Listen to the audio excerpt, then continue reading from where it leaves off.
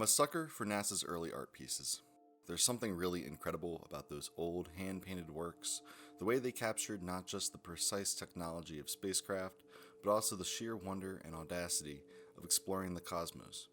Before the age of high-definition renders and digital modeling, which are impressive in their own right, NASA relied on experts of more physical art mediums to imagine and communicate its mission goals.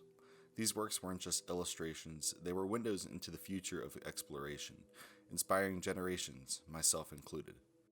They didn't just accurately depict spacecraft either. These artworks conveyed emotions of curiosity, hope, awe, and hand-painted art helped turn NASA's ambitions into something tangible, something within reach. Artists like Robert McCall, Paul Calle, Fred Freeman, and Rick Guidice didn't just illustrate space, they made it real. Through their art, we could imagine the grandeur of a Saturn V launch from new perspectives, picture ourselves in the isolation of the lunar surface, or envision the distant beauty of Jupiter's great red spot as the spacecraft whizzes by. These works weren't just technical illustrations, they were invitations to dream. In the founding days of NASA's art program, the administration kept up with a tradition dating from the days of Valley Forge in the Civil War period.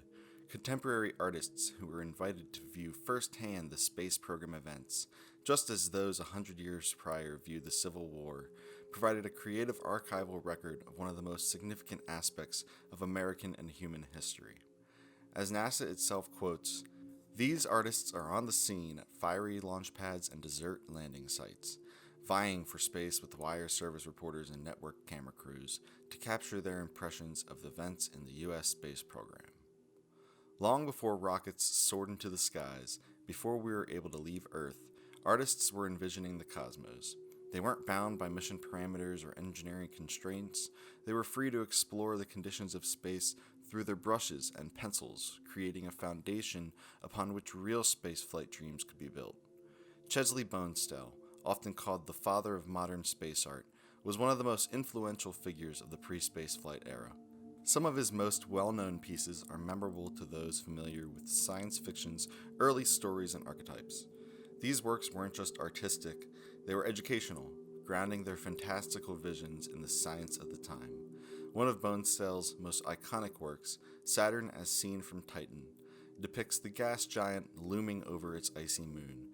Created in the 1940s, this painting predated any up-close images of Saturn by decades, yet it captured a sense of scale and wonder that still resonates with broad audiences today. His works have also made the covers of famous books and science fiction magazines. Lucien Rudeau, a French astronomer and artist, also contributed to these early visions. His work combined his scientific knowledge with a painter's eye, depicting craters, canyons, and alien skies with a precision that inspired future generations of astronomers and engineers. These artists weren't just dreaming of possibility, but laying the groundwork for the space age. Their paintings appeared in magazines, books, and even Hollywood films, shaping the public's understanding of what space exploration might look like.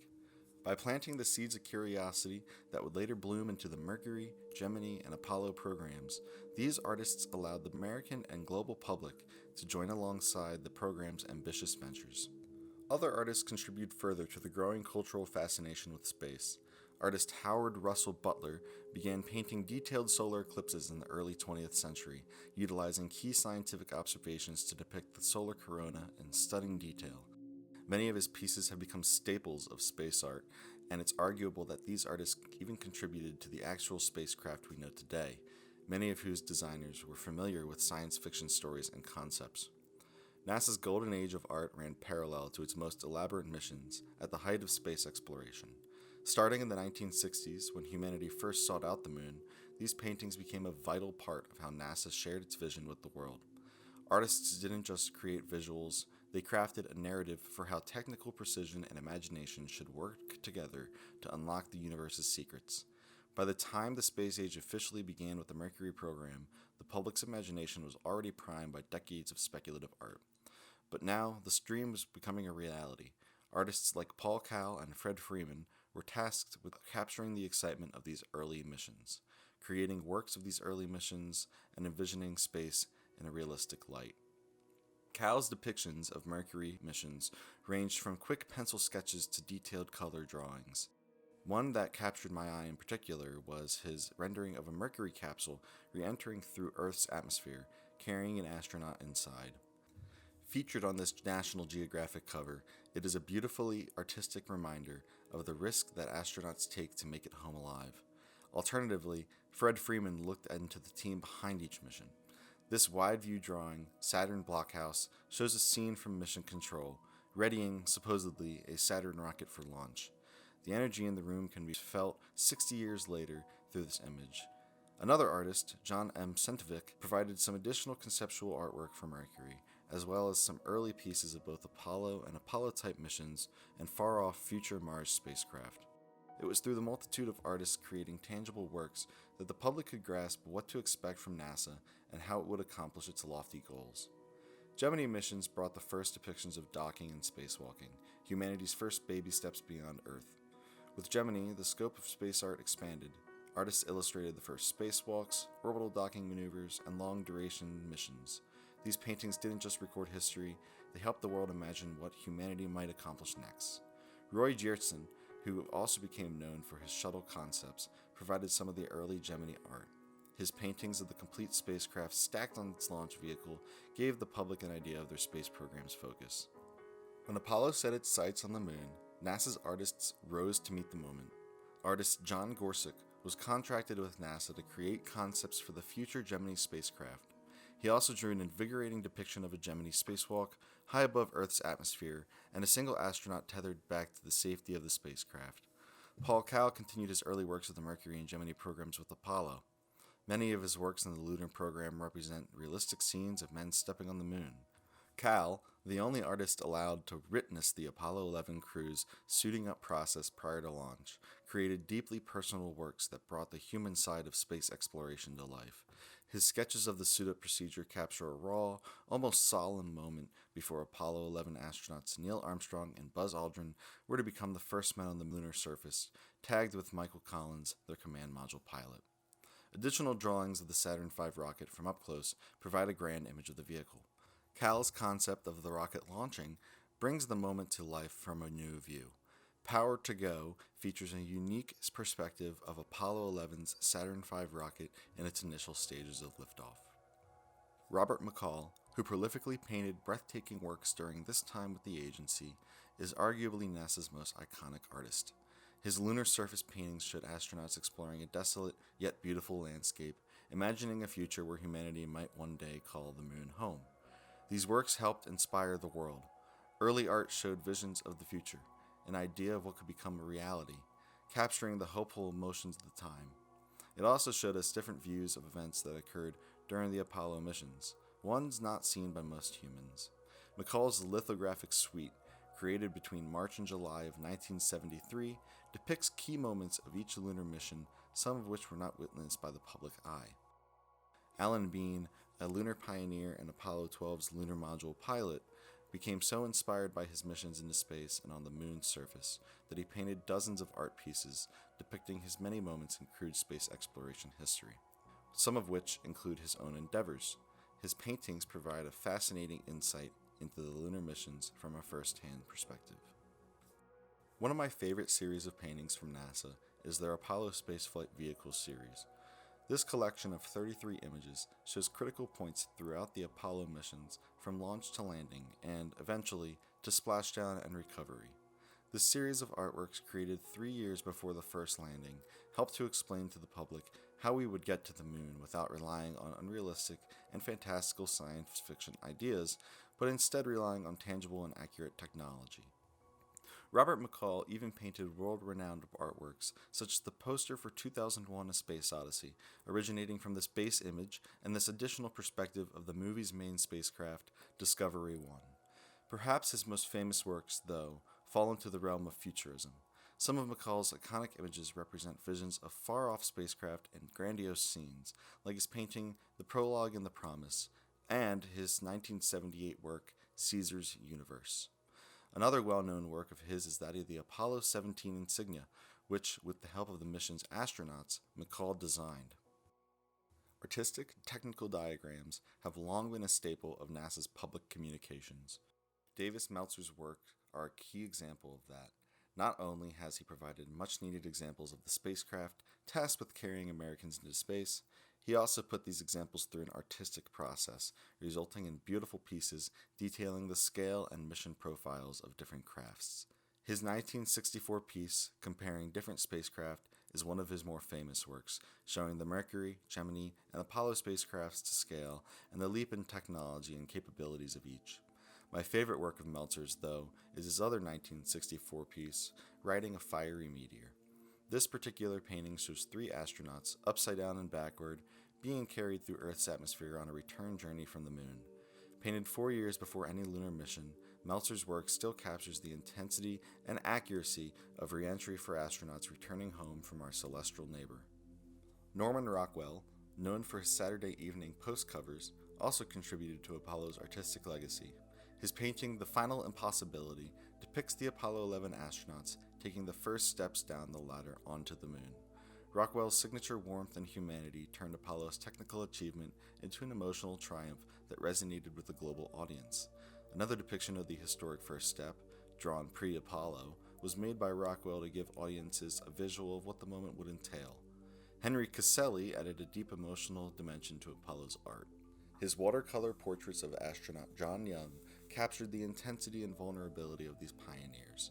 His work, most notably his piece, When Thoughts Turn Inwards, reminded us that behind the helmets and spacesuits were also just people, courageous individuals pushing the boundaries of what our species could achieve.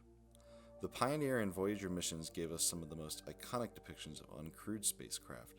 While Apollo took us to the moon, these programs set their sights beyond our celestial neighbor and into the greater unknown. As NASA turned its gaze outward, artists like Rick Guidice helped us visualize the solar system. Guidice's paintings of the Pioneer spacecraft depicted them flying past Jupiter's swirling clouds. His work captured the excitement of exploring uncharted territory, making the distant planets feel within reach. Pioneer 10's hand-painted depictions of the spacecraft venturing into a world that had never been visited before fueled the public's imagination for what more fantastic realms of the solar system could hold. One of my particularly favorite pieces, created in November 1973, shows a human whipping Pioneer around Jupiter, just as the gas giant's immense gravity slung it forward to further exploration. To me, this piece depicts the overwhelming sense of humanity as masters of our own domain. At this point in our collective history, we as a species have never achieved so much in so short a span of time.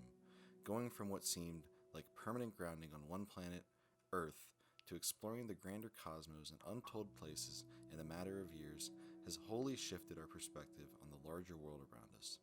Guidice is also known for his conceptual art of large-scale space colonies. Some of his massive crafts show entire communities within, including farms and ponds. His conceptual images of vernal spheres and Stanford Torus show just how far humanity could go with space colonization. Don Moore, another artist working with NASA at the time, had one of his own Pioneer pieces used in a famous NASA documentary on the missions. For Pioneer, Donald Davis also produced a number of depictions, including the craft flying deep in interstellar space. He also painted a scene of the Apollo 11 landing in 2018, showing a detailed lunar module about the touchdown on the lunar surface. For Voyager, Davis created an excellent drawing of the spacecraft whizzing by Saturn's majestic rings, and other spacecraft like the Viking Mars Orbiter and the Pioneer Venus mission received their own unique drawings. Skylab art was equally captivating. Paintings showed astronauts floating in microgravity, sunlight streaming through windows as they worked on experiments. These images depicted the reality of living in space, a revolutionary idea at the time. Robert McCall painted a notable take on Skylab. His paintings showed the station soaring around Earth in its full glory.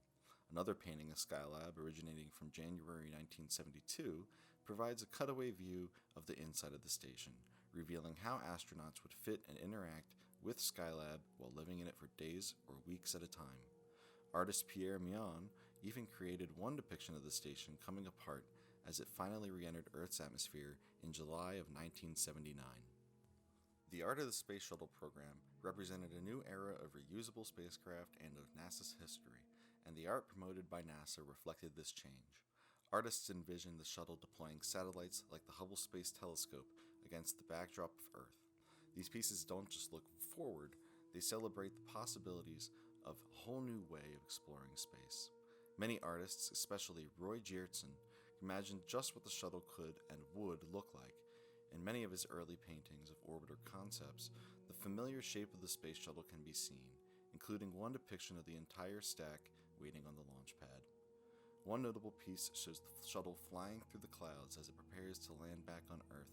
Other artworks reveal stunning views of spacecraft and their respective boosters being deployed from the shuttle while in orbit.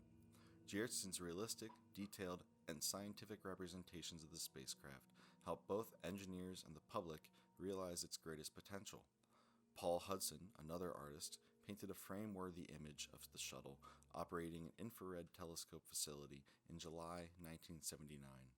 Later, it developed into the Spitzer Space Telescope, and this conceptual artwork by Hudson arguably helped the telescope's campaign to become a reality. NASA has also previously commissioned speculative art. These paintings bridge the gap between science fiction and science fact, showing what humanity might achieve in the distant future. By the 1990s, hand-painted art began to fade as computer graphics took over. While today's digital renders are undeniably precise, something has been lost. The human touch of hand-painted NASA art, the realism, the warmth, the imagination, made it feel alive. The artistic vision imagined what we might see, and when computer technology became sufficient, that vision got washed away. NASA's art has always walked the line between science and imagination. Artists like McCall, Guidice, and Calle worked from the engineering blueprints and mission data, but they filled in the gaps with their creativity. They brought these missions to life, making the impossible feel real. Today, we live in the era of digital art, and with the rise of digital technology, the way NASA visualizes its missions has undergone a significant transformation. Modern renders of the Artemis program of the James Webb Space Telescope are stunning in detail and precision, and are more accurate in technicality than ever before. But for all their beauty, they lack the warmth and personality of those early hand-painted works, where artists like McCall and Guidice had to fill in the gaps with imagination. Today's renders are exacting, almost more like engineering diagrams than storytelling pieces. Brushstrokes carried the imperfections of human hands, giving those pieces a soul that digital art can not replicate. NASA's early commitment to space art wasn't just a side project either. It was an official initiative to capture the emotions of space exploration in a way the general public could make sense of. Established in 1962, the NASA Fine Art Program recruited artists from around the country and world to document the arrival of the space age in a way that typical photography failed to do. James Dean, a former director of the program, summed it up best. Art is the expression of the human soul, and these paintings and drawings capture an emotional side of space exploration that data cannot. The artists who participated in this program not only worked for public media relations, their work was displayed at the Smithsonian, a national gallery of art, and even the White House, preserving their legacy as vital contributors to space exploration. For me, NASA's hand-painted art is more than just historical, it's personal. One might ask why we need art pieces for space exploration ventures, and I respond with James E. Webb, who saw the need to record the spirit as well as the sights of the space age. Webb himself was crucial in establishing NASA's Fine Arts program. These images shaped my understanding of space exploration from an early point. They captured the spirit of curiosity and adventure, and still hold up today as works of art in their own right. As we move into a new era of space exploration, from Artemis to interplanetary probes, I hope we never lose the sense of wonder that these paintings embodied, because in the end, exploration isn't just about where you go, it's also about how we dream of getting